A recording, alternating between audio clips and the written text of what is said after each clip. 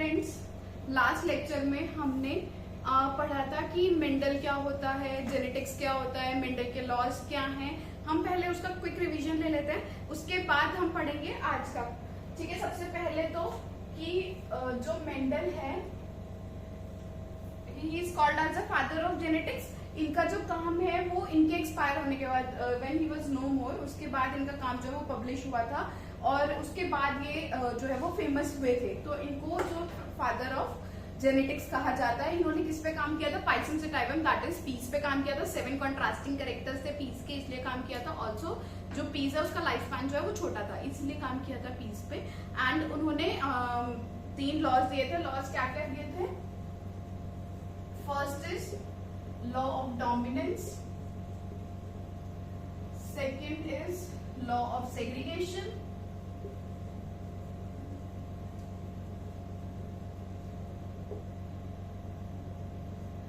third is law of independent assortment.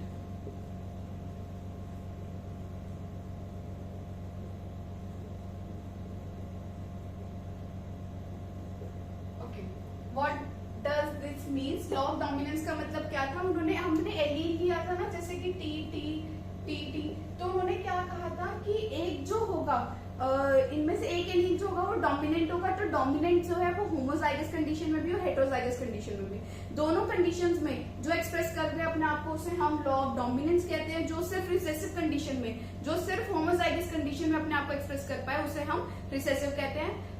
Mendel ने allele word use नहीं किया था, उन्होंने वर्ड यूज किया था फैक्टर। सेग्रीगेशन, सेग्रीगेशन क्या होता है कि टीटी है तो ये जब सेग्रीगेट करेगा तो एक टी ऐसे बनाएगा। तो सेग्रीगेट करना, अलग होना, जब अलग होंगे तो एक पेरेंट से एक ही एलील आएगा। दिस इज ऑल्सो लॉ जो यूनिवर्सल है। ये दोनों लॉ जो है वो यूनिवर्सल नहीं है, इनके एक्सेप्शंस है, बट सेग्रीगेशन में होता है ऐसे कि वो सेग्रीगेट करता है only with some few exceptions.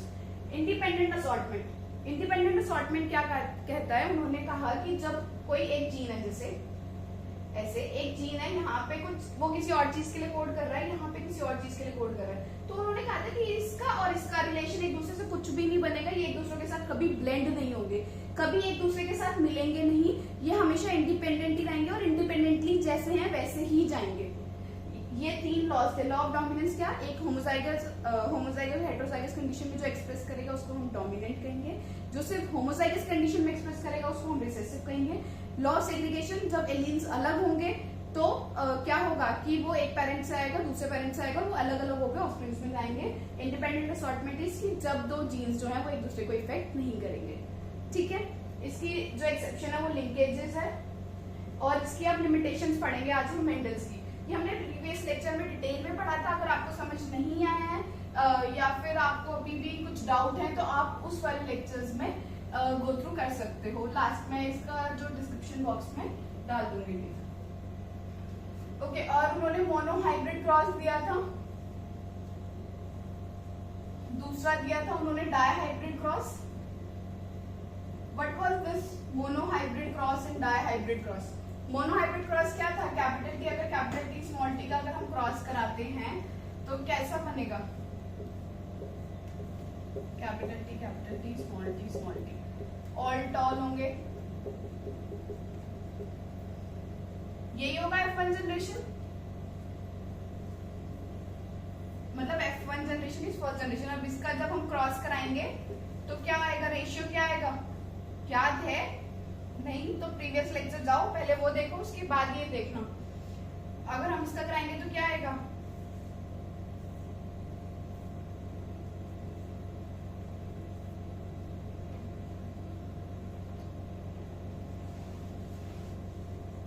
एक क्या होगा? एक जो है 3:1 रेशियो आएगा, एक जो है ड्वार्फ होगा और तीनों जो क्या होंगे? टॉल होंगे। ये रेशियो था। डायहाइब्रिड क्रॉस में क्या था? हमने 2 कैरेक्टर्स लिए थे, टी वाई वाई, क्रॉस में टी वाई वाई। इसको क्रॉस करके कुछ रेशियो आया था 9:3:3:1, जिसमें क्या थे? 9 जो थे वो क्या थे? टॉल थे एंड ग्रीन थे, येलो थे सॉरी, और एक क्या था? ड्वार्फ एंड ग्रीन, और ये tall and yellow and tall, ये dwarf and green.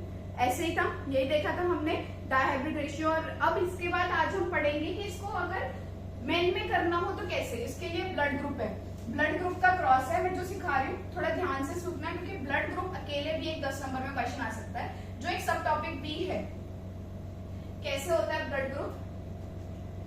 For example एक एलील हमें पता है पेरेंट्स से आएगा और एक मदर से आएगा, तो ब्लड ग्रुप के टाइप कैसे होते हैं? ए ग्रुप है किसी का, तो कैसे होगा? या तो वो होमोजाइगस होगा या फिर वो हेट्रोजाइगस होगा। मतलब कि जिसका ए ब्लड ग्रुप है तो क्या पॉसिबिलिटी है उसके पास एलील्स जो हैं दोनों आईए आईओ, इसको हम रिप्रेजेंट ऐसे करते हैं, या फिर एक आईए और एक आईओ हो।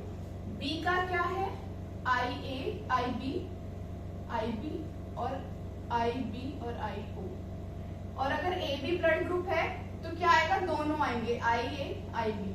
अब आप पूछोगे कि ये दोनों एक साथ कैसे आ सकते हैं, क्योंकि या तो एक ए डोमिनेटिंग होगा या बी डोमिनेटिंग होगा।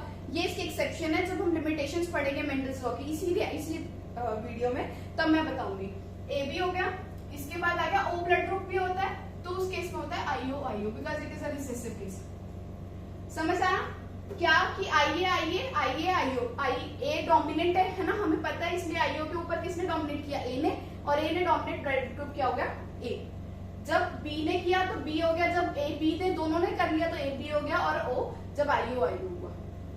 क्लियर हुआ कि ब्लड ग्रुप बनते कैसे हैं?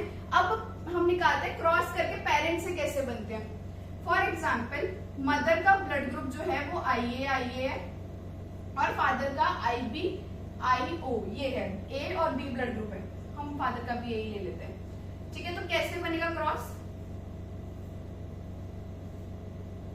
आईए आईए आईए आईओ, तो क्या होगा? आईए आईए आईए आईए आईए आईओ आईए आईओ, ऐसे ब्लड ग्रुप। तो क्या होगा कि जो ऑफस्प्रिंग्स होंगे उनका सबका ही ए होगा, बट दो जो ऐसे होंगे उनका होमोजाइगस होगा, दो ऐसे होंगे जो हेटेरोजाइगस होगा। अगर हम एक और क्रॉस करें जिसमें मदर का हम आईए आईओ ले लेते हैं और फादर का ले लेते हैं आईबी आईओ, तो इसमें क्या क्या पॉसिबिलिटीज हैं?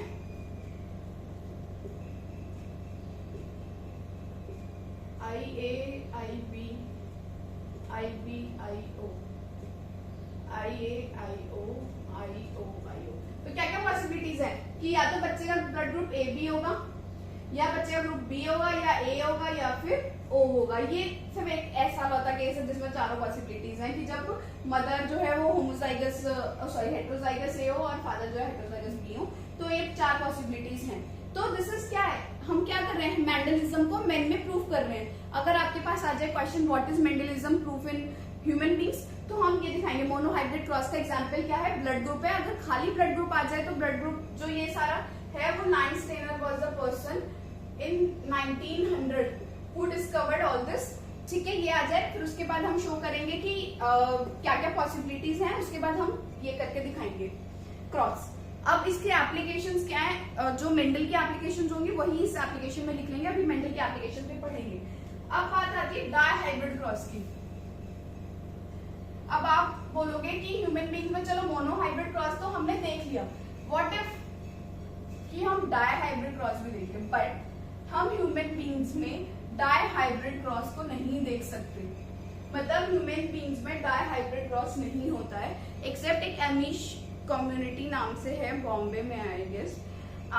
उन्होंने कुछ डिस्कवर किया था, but that is not so relevant. I will give in the notes, but I don't know whether you can write in exam or not. हाँ, because वो बुक्स में मेंशन है, but we don't know, so we can't take risk. ठीक है, वैसे dihybrid cross का ऐसा कोई एग्जाम्पल ह्यूमन बींग्स में नहीं है, बट साइंटिस्ट ने लैब में रिसर्च करके कुछ किया था रोलर्स और टेस्टर्स का। उन्होंने क्या किया था कि लॉन्गिट्यूडली ऐसे खड़ी करके, मतलब ऐसे जो टंग है वो रोल कर सकते हैं या नहीं, रोलर वर्सेस नॉन रोलर। ठीक है, टेस्टर्स एक phenyl carbide, non testers phenyl carbide नाम से एक वो है केमिकल, वो टेस्ट कर पाएंगे या नहीं कर पाएंगे। एक लैब में ग्रो किया था कोई ऑर्गेनिज्म, उस पर टेस्ट किया था और ये जो प्रूफ हो रहा था उस पर, बस यही है इसमें डायहाइब्रिड क्रॉस में। अदरवाइज एक ह्यूमन बीइंग पे कोई ऐसा प्रूफ नहीं है एज हम में कि जो ये शो करता हो कि डायहाइब्रिड क्रॉस क्या है और वो कैसे रेलेवेंट है। ठीक है, देन अब इसके बाद आता है इसकी लिमिटेशंस क्या क्या है। लिमिटेशंस क्या है, ध्यान से सुनना। पहली लिमिटेशन है इनकम्प्लीट डोमिनेंस। कुछ एग्जाम्पल ऐसे हैं, जैसे उन्होंने बोला नहीं था कि एक तो हमेशा ही डोमिनेट करेगा दूसरे के ऊपर और वो होमोजाइगस और हेटेरोजाइगस कंडीशन दोनों में एक्सप्रेस होगा, बट हमारे पास क्या है, जो sickle cell anaemia, sickle cell anaemia जो है वो एक बीमारी होती है जिसके अंदर एनीमिया बेसिकली, जिसमें क्या होता है कि हमारी बॉडी के अंदर जो हीमोग्लोबिन होता है उसका फंक्शन क्या होता है, ऑक्सीजन कैरी करना, तो वो फंक्शन जो है वो अच्छे से नहीं कर पाता, उसे हम कहते हैं उस बीमारी को सिकल सेल एनीमिया। तो सिकल सेल एनीमिया ना तब होता है जब HbS ऐसे हो, बट क्या मिला कि कुछ ऑर्गेनिज्म में HbS और Hb ऐसे भी जो है वो सिकल सेल एनीमिया हो रहा है, that means incomplete dominant blending condition है। क्या होता है, अगर ये वाली कंडीशन है तो पर्सन जो है वो लीथल मर ही जाएगा। ठीक है, और नॉर्मल ह्यूमन बीइंग्स का ये होता है, तो या तो ये अगर ये डॉगो होता तो मतलब डोमिनेटेड कंडीशन होनी चाहिए थी, तो ये वाली कंडीशन क्या है, इस कंडीशन में ये इनकम्प्लीट डोमिनेंस है, वो कंप्लीटली डोमिनेट नहीं कर पाता, जो HbS है वो कंप्लीटली डोमिनेट नहीं कर पाता, एक ब्लेंड की सिचुएशन, एक बीच की सिचुएशन निकलती है, इसलिए हम इसको इनकम्प्लीट डोमिनेंस कहते हैं। इसका एक और एग्जांपल है, वो प्लांट्स में है कि एक प्लांट है 4 o'clock प्लांट, उसमें क्या होता है कि कलर रेड और व्हाइट को जब हम मिक्स करते हैं ना तो एक पिंक कलर मिलता है। अकॉर्डिंग टू मेंडल क्या था, या तो रेड ही मिलना चाहिए था या व्हाइट ही मिलना चाहिए, ब्लेंड नहीं होता है, बट हमें पिंक कलर का फ्लावर मिलता है उसमें। तो this is an example of incomplete dominance.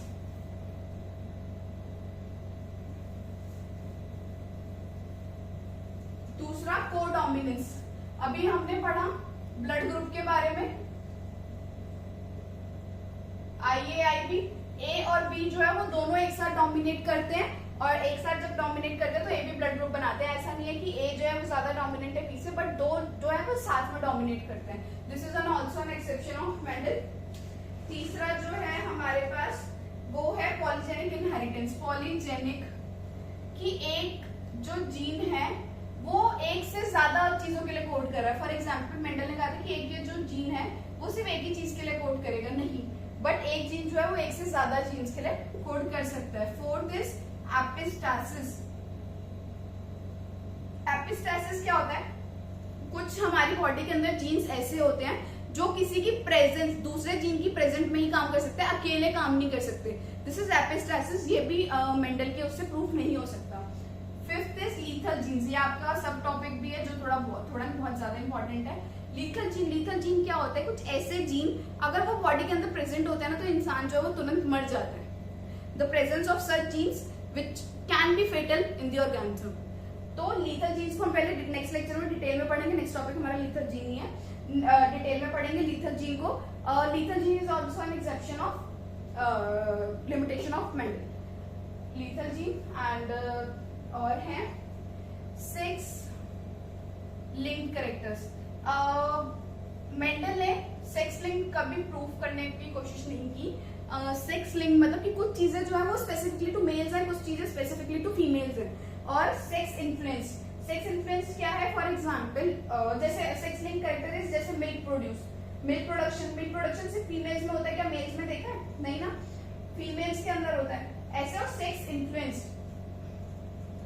Sex influence मतलब कि जैसे फीमेल्स के अंदर मेंस्ट्रुअल साइकिल होती है और फीमेल्स के अंदर जो हार्मोन है वो ज्यादा रिलीज होते हैं। कोई हार्मोन जो ऐसे हैं जो मेल्स में ज्यादा रिलीज होता है। फॉर एग्जांपल अगर हम एंगर की बात करें तो मेल्स में ज्यादा होता है ना। तो सेक्स इन्फ्लुएंस कुछ चीजें ऐसी हैं जो मेल या फीमेल वो अलग अलग करती हैं, और मेंडल ने इनके बारे में बात नहीं की थी।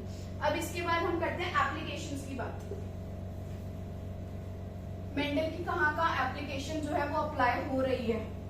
एक तो सबसे पहले हमने उस दिन पेडिग्री एनालिसिस पढ़ा था, अगर आपने पुराने लेक्चर्स देखे हो तो हमने एप्लीकेशन हमने पढ़ा था, क्या पढ़ा था हमने, पेडिग्री एनालिसिस।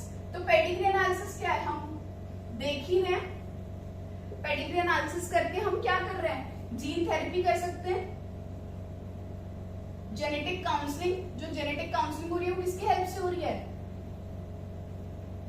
पेडिग्री एनालिसिस के बारे में। कोई डिसीज हमने हर सेक्स लिंक्ड की और जैसे ऑटोसोमल डोमिनेंट, ऑटोसोमल रिसेसिव, हर किसी की एक डिसीज पड़ी थी, तो क्या हो रहा है, उस डिसीज को हम पता लगा पा रहे हैं किसकी हेल्प से, पेडिग्री एनालिसिस की हेल्प से। दूसरा इसका है मेडिको लीगल, लीगल केस में। अभी हमने जो ब्लड का क्रॉस पढ़ा था, ना हमने IAIB वाला, वो जो क्रॉस है वो हम ऐसे एप्लीकेशन लगा सकते हैं कि ये इससे बिलोंग करता है नहीं करता, फॉरेंसिक के अंदर यूज कर सकते हैं उसको। This is an application of medico legal. Disease को वो कर सकते हैं, डिसीज को डिटेक्ट कर सकते हैं, सॉरी। ठीक है, पेडिग्री एनालिसिस हो गया, लीगल हो गया, मेडिकल हो गया, ठीक है। और हाइब्रिड वैरायटीज, हम हाइब्रिड वैरायटीज बना सकते हैं। फॉर एग्जाम्पल अगर हम बात करें कोई भी वो बनाने की, कोई भी ऑर्गेनिज्म जिससे इंसुलिन मिलता है, तो हम किसी ऑर्गेनिज्म का हाइब्रिड बना सकते हैं, ठीक है। व्हीट, राइस, इसमें भी हम मेंडल की एप्लीकेशन को जो है वो यूज कर सकते हैं। आई होप आपको समझ आया होगा पूरा लेक्चर मेंडल का। कोई भी डाउट हो तो प्लीज मुझसे कमेंट सेक्शन में पूछो, and thank you for watching.